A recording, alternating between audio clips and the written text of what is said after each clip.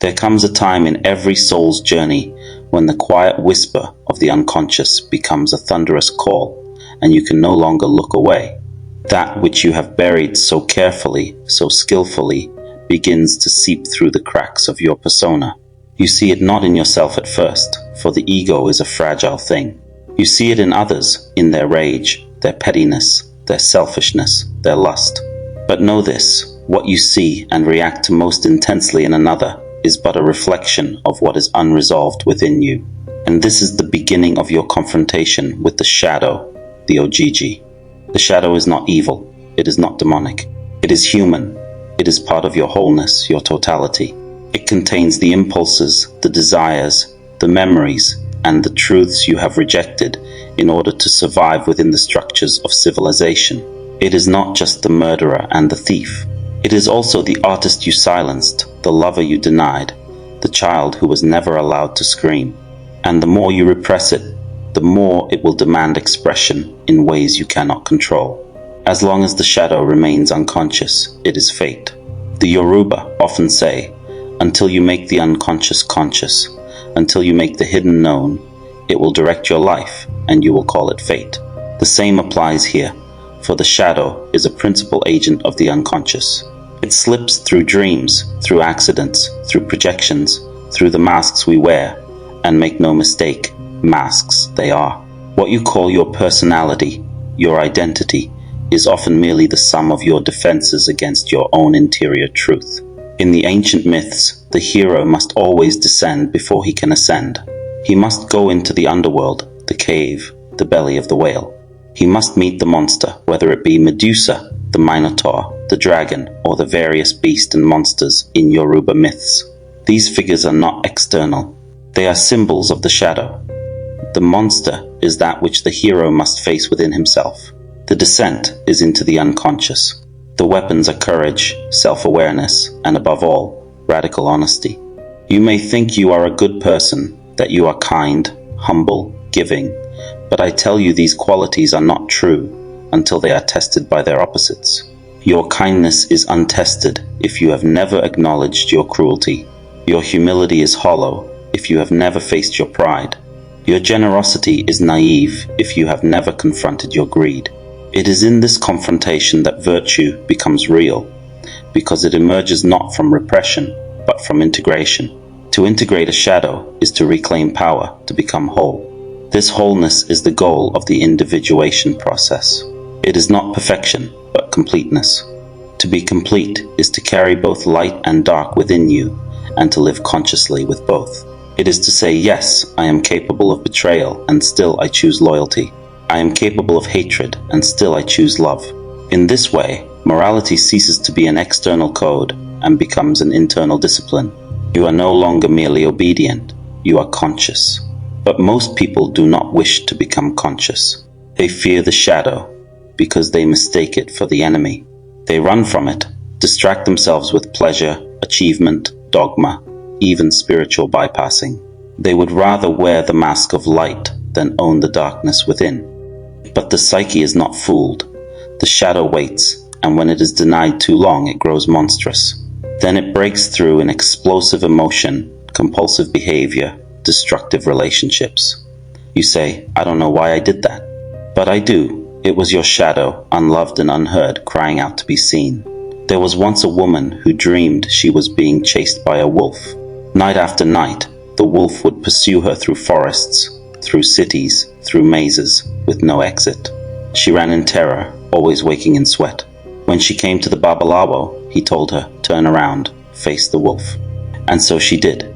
In her dream that night, she turned, and the wolf spoke. It was her rage, her voice, her power. It had become a beast only because it had been exiled. Once she listened, once she honored it, the wolf no longer chased her. It walked beside her. Such is the alchemy of the soul. What you resist becomes your tormentor. What you embrace becomes your ally. The shadow must be befriended, not defeated. It is not there to destroy you.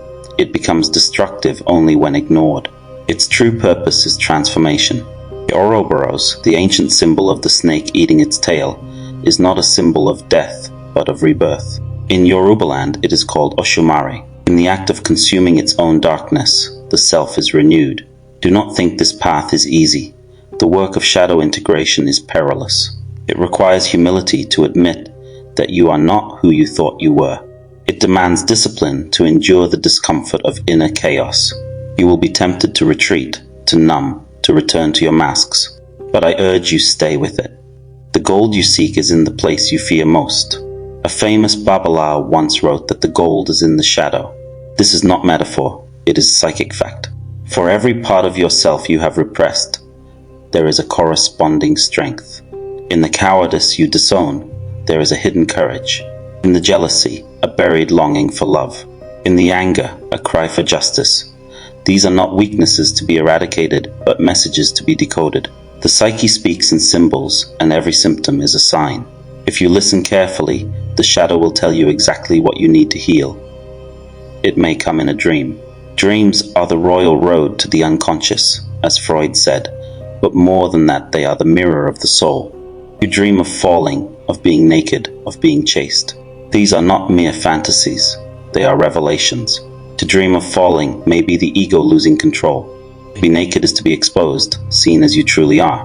To be chaste is to flee from what you do not want to confront. The shadow enters through dreams because it knows the ego sleeps. Yet, not only in sleep does the shadow appear, it shows itself in every projection.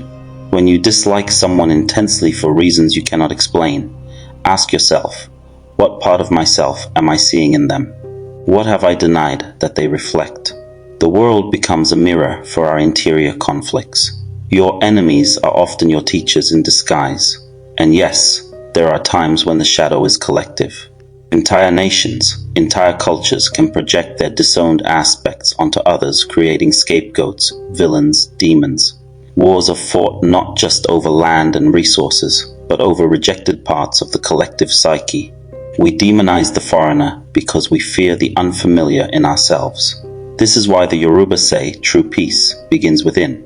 To make peace with your shadow is to withdraw your projections. Then you see the other not as a threat, but as a mirror. This is why I say again, until you face your shadow, it will destroy you. Not out of malice, but necessity. The psyche seeks wholeness, and what you suppress will always return through illness, addiction, depression, sabotage, until it is integrated. But once it is, you become something new. Not perfect, not pure, but real, human whole. Let me pause here not to end, but to breathe. The next movement of our journey will dive even deeper into the symbols, the myths, the archetypes that populate the realm of the shadow. But before we go there, I ask you, gently but firmly, are you ready to face yourself? Not the self you present to the world, not the curated identity, but the raw, contradictory, wounded, radiant truth of your being. Only then does true transformation begin. Now that you have glimpsed the outline of your shadow, I must take you further into the symbolic underworld where it resides. You must understand, this realm does not obey the logic of waking life. It does not communicate in the language of clarity, but in symbols, myths, and dreams. Here, the shadow is not a concept. It is a character in your psychic drama. It wears masks, it changes shape. It often appears as the one you fear most, but this is not a lead, it is a reflection. The more terrifying it is, the more it represents a truth you have denied. In myth, the shadow takes the form of tricksters, outcasts, and devourers. Consider Elegba, the Yoruba shapeshifter and trickster aspect of Eshu, or the Egyptian god Set who slew Osiris, or even Judas, the betrayer. They are not merely villains, they are forces that disrupt, unsettle, tear down the known world. But why? So something deeper may emerge. The shadow is the one who breaks the illusion of the perfect self. It says, look again, you are not only who you say you are. In dreams, this figure may be the dark twin, the wild animal, the criminal, the lost child, the seductress. One man dreamed he met a man in a black cloak who whispered secrets only he could hear. That cloaked figure was not a demon, it was his inner truth, made strange by years of suppression. In Yoruba philosophy, Olokun is the archetype or Orisha who reveals the hidden and secluded parts of ourselves. She speaks through subtle feelings, dreams, symbols, sudden insights, and persistent urges. The unconscious must speak in masks until you are ready to hear its true voice. The shadow also hides in the archetype of the witch, the madman, the beggar, those whom society rejects. We exile them just as we exile our own unwanted emotions, but these figures are part of the sacred. They carry the wisdom of the wounded. The madman sees beyond the veil. The witch knows the ancient feminine rage. The beggar reminds us that we are never self-sufficient. Each rejected archetype points to a part of the soul that has been cast out and must be reclaimed. Why do we resist this so violently? Because the shadow confronts us with the illusion of our own goodness. It calls out our hypocrisy. It demands that we stop pretending. But more than this, it confronts us with pain, especially the pain of childhood. For the shadow is formed not merely by moral failures, but by wounds. The child who was told not to cry learns to fear emotion. The girl who was shamed for being wild learns to be quiet. The boy who was praised only when he was strong learns to bury his weakness. These parts are not bad. They are hurt, and what is hurt becomes hidden. To heal the shadow, you must revisit these rooms of pain. You must become both the witness and the comforter. You must say to the inner child, I see you. You were not wrong to feel. You were not wrong to need. You were not wrong to rage. Only then does the soul begin to thaw. Only then do you begin to re-inhabit the fullness of your emotional life. And let us speak now of the anima and the animusos, the ibi and ire, deep archetypal contrasexual forces within the psyche. For men, the shadow often appears as the repressed feminine, emotional, intuitive, chaotic, mysterious. For women, it may appear as the disowned masculine, assertive, rational, dominant. To reject these inner polarities is to remain fragmented. Integration means the man must meet the woman within him not as a seductress or muse, but as his own soul. And the woman must meet the man within her, not as a tyrant or rescuer, but as her own clarity and will. This dance between the anima and animus, the ibi and ire, is not about gender, it is about wholeness. The shadow often contains the qualities you most need to become who you truly are. The rigid man must learn softness. The people pleaser must learn to say no. The saint must make peace with desire. You do not become evil by owning these parts. You become free. But the ego resists. It clings to the familiar. It says, I am not like that. But when you say, I am not like that, you hand over your power to the very thing you deny. What you disown owns you. What you refuse to name becomes your puppet master. There is no growth without sacrifice. You must sacrifice the illusion of purity, of certainty, of control. You must allow yourself to descend not in despair, but in sacred humility. The descent is the path of the mystic and the initiate. It is the path of the soul returning to its source. And the guide through this descent is the shadow, not because it is good, but because it is true. Now listen carefully, there is a danger here, one I must name with precision. Some, when they discover the shadow, become infatuated with it. They mistake integration for indulgence. They begin to wear the shadow like a badge to justify cruelty, promiscuity, domination. This is not wholeness, this is possession. When the shadow is not integrated but idolized, it becomes a tyrant. You do not serve the shadow. You listen to it, learn from it, and bring it into the light of consciousness. Consciousness is the alchemical vessel in which transformation occurs. You hold your darkness within awareness, not to dissolve it, but to redeem it. This is the sacred marriage of opposites, the union of sun and moon, king and queen, fire and water. It is not the triumph of one over the other, but their reconciliation. You may wonder, when will I know I have integrated my shadow? The answer is paradoxical. You will never be finished. The shadow is not a single enemy to be conquered. It is an ever-shifting landscape. As you grow, it grows. As you heal, it reveals new layers. This is not failure, right? It is life. The psyche is infinite, and the deeper you go, the more nuanced your understanding becomes. But you will know you are on the right path when your reactions soften, when you can witness your anger without being ruled by it, when you can feel jealousy and not act from it, when you can look into the eyes of someone who triggers you and see not a monster but a mirror, then the shadow has become a teacher. I have often said, the purpose of life is not happiness, but meaning. And meaning is born from the integration of opposites.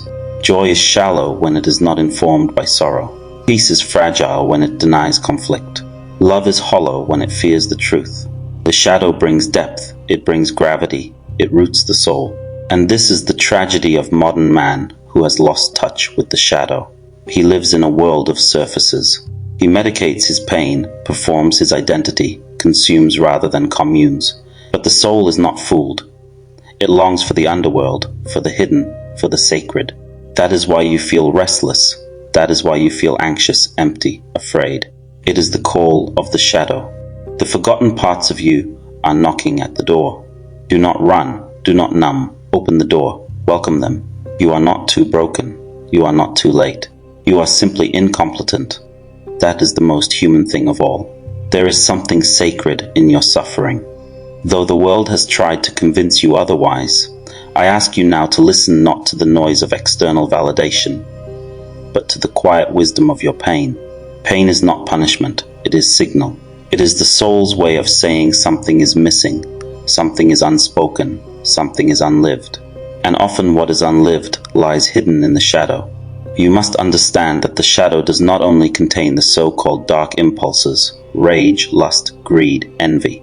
It also holds the bright potential you were too afraid to embody. The poet who never wrote, the leader who never led, the lover who never risked their heart. These two live in the unconscious, imprisoned by fear, by rejection, by ancestral shame.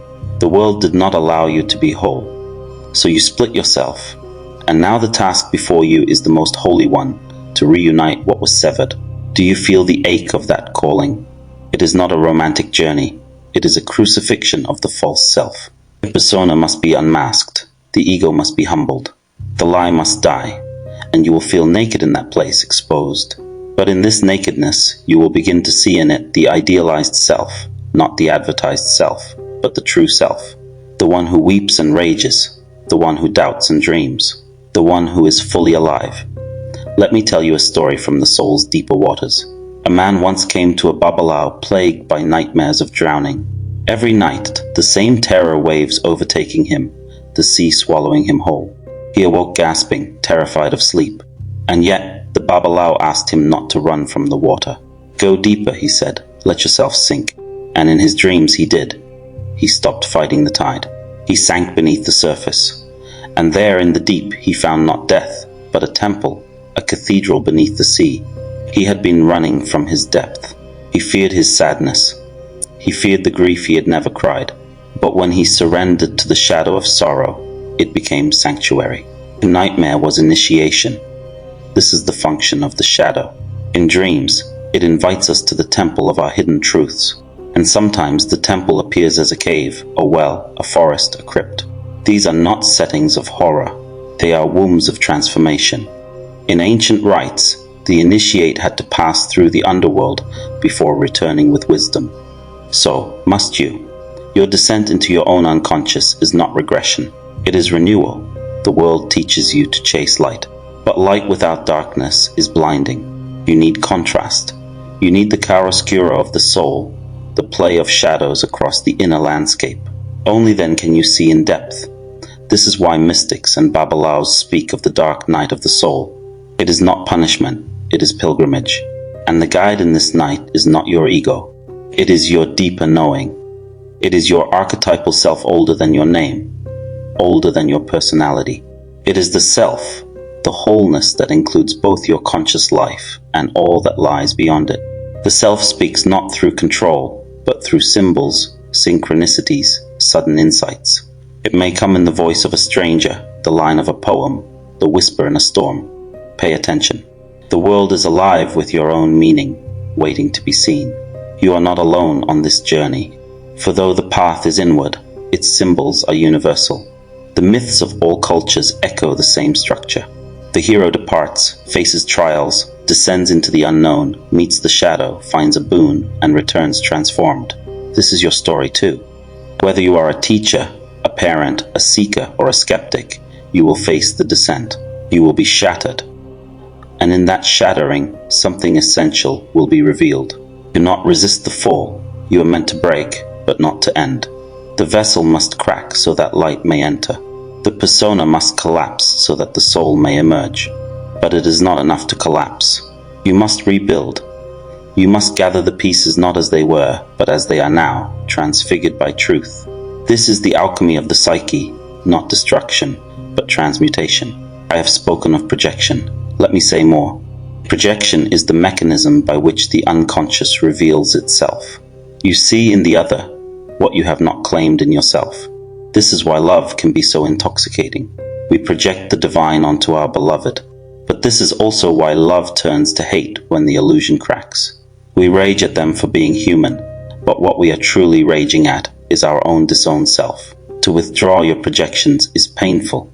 It means seeing yourself in the one you criticize. It means asking, where in me does that live? And it means reclaiming your power from every pedestal, every enemy, every fantasy. Then, and only then, can you begin to relate not from need, but from wholeness. And in this wholeness, the shadow becomes less terrifying. It is no longer the beast in the dark. It is the companion on your road. It is the teacher who says what no one else dares say. It is the part of you that will not let you lie anymore. In this way, the shadow becomes grace. Yes, grace, not the passive grace of religious platitudes, but the fierce grace of transformation. The grace that breaks your patterns, that ends your illusions, that forces you to look at what you have avoided. It is painful, it is messy, it is holy. So I ask you now, what part of yourself have you buried? What desire have you called shameful? What truth have you refused to speak?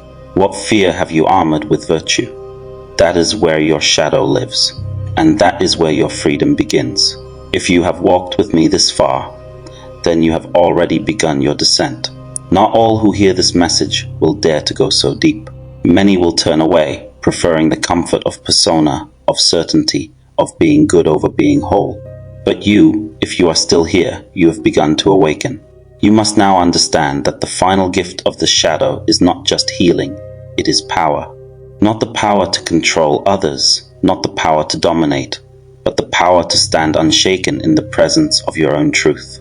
The power to speak without shame, to love without fear, to live without the approval of a world still asleep. This is the power that emerges from owning all that you are, the sacred and the profane, the wise and the wounded, the light and the abyss. There is no liberation without confrontation. There is no enlightenment without suffering. You must pass through your own darkness, not once, but many times.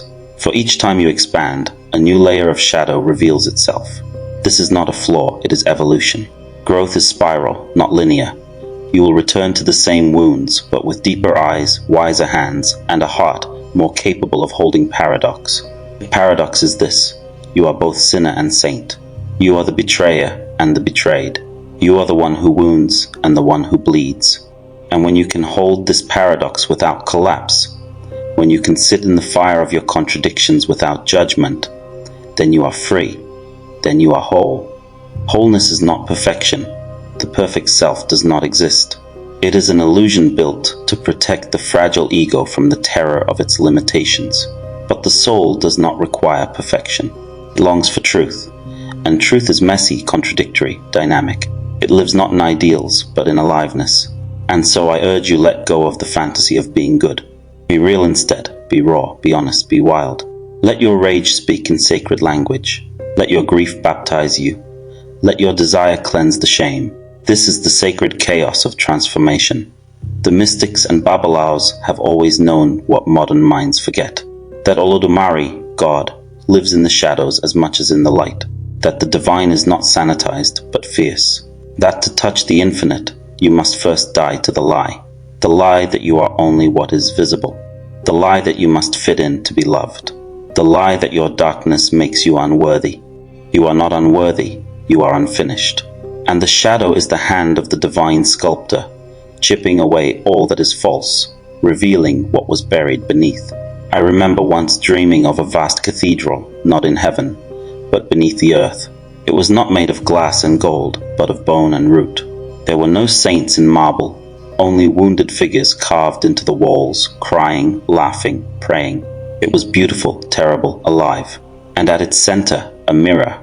I looked into it and saw not my reflection, but all those I had judged, all those I had feared. And behind their eyes I saw myself. That is what the shadow does. It shatters the illusion of separation. It reveals that you are not other than the world. You are the world. Your anger is not separate from war. Your greed is not separate from exploitation. Your self-denial is not separate from the silence of victims. To own your shadow is to begin the work of redemption, not only for yourself, but for the collective. For as you integrate your personal darkness, you make less room for projection. You stop blaming, you stop scapegoating, you take responsibility. And from this responsibility flows compassion, not the pity of the superior, but the empathy of one who knows what it is to be lost. And so the final form of the shadow is not the monster, but the healer. The shadow becomes the healer when it is seen, when it is spoken, when it is welcomed, when it is blessed. Then the very thing that once hunted you becomes the medicine you offer the world. Your wound becomes your wisdom. Your flaw becomes your flame. This is the path of individuation, not escape from humanity, but full immersion in it. To be whole is to contain multitude desto weep like the child, and speak with the voice of the elder. To stand in the world unarmored and yet untouched by its illusions, you will still fall, you will still forget, you will still make mistakes. But now you will do so consciously. You will fall with eyes open. You will stumble, but you will not regress. For the difference between the unconscious man and the conscious one is not that one never falls, but that one knows how to rise. And so I leave you now with this truth, not as an ending, but as a threshold. The shadow is not here to destroy you. It is here to wake you, to awaken you from the trance of false identity, to call you home to yourself, to make you real. You must face it not with fear, but with reverence. And when you do, you will discover that the monster you feared was your own forgotten face, that the darkness you fled was the womb of your soul, that the fire you avoided was the very light you had prayed for. So step into that fire. Let it burn what must die. Let it reveal what is eternal. And let the shadow finally become your guide, to darkness, but through it. For on the other side of shadow is not light, it is wholeness. And wholeness is the face of God. I leave you with these words, Ashe.